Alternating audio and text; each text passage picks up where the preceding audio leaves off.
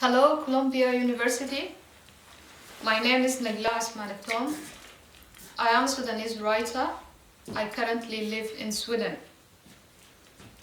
On behalf of my friends and fellow writers in Sudan and diasporas, I would like to thank you, Columbia University and all other American universities, for showing solidarity with those directly threatened and affected by Trump travel ban order.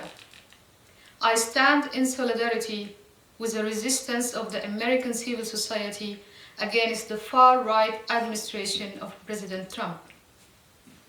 The solidarity you are showing is indeed possible in the way it manifests itself to us this evening.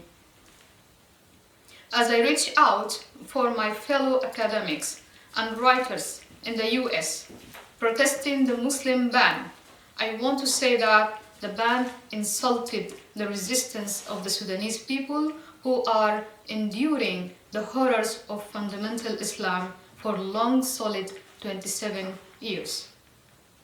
It insults the strong people of Sudan who continue to wrestle life from hardship and continue to be proud of being Sudanese and being Muslims. The attempt to equate the Sudanese people with fundamentalism, to equate us with the very nightmarish regime from which we suffered and continue to suffer, is an ignorant move. I will have to say a US ban against Sudanese people is hardly news. The US has imposed a 20 years long sanction against Sudan, choosing to punish Sudanese people for being ruled by a war criminal.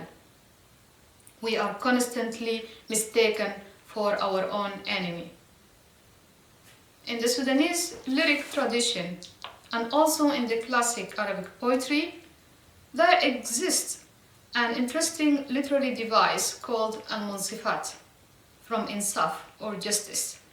That's to do justice to things, to someone or to something.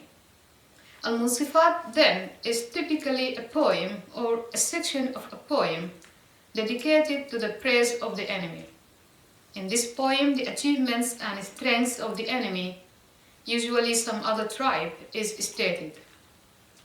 Today, I want to trace the steps of Shagab al-Murghamabiyya, a 16th century Sudanese poetess who praised her adversary.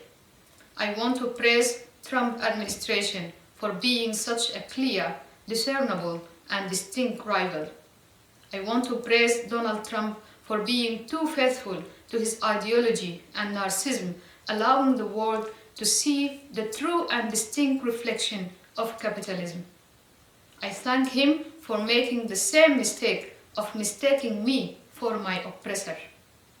However, we understand that we can indeed build alliances with American people, with American intellectuals, students, researchers, workers, teachers, editors, publishers, artists, journalists, and writers.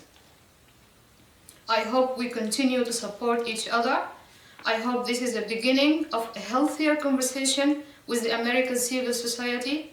We are so tired of the white supremacy exercised for decades by the different US administrations, regardless of the political party or skin color of the president sitting in the White House.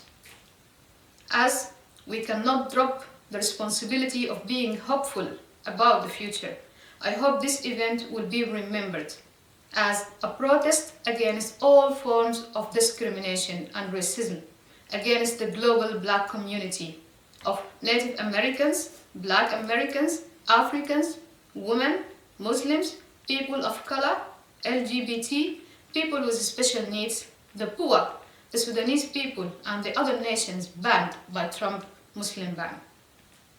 I am from a country afflicted with oppression, war, and conflicts, and I know too well what it means for a nation to be divided. My final word would be, stay united and reach out for the people of the world. Thank you.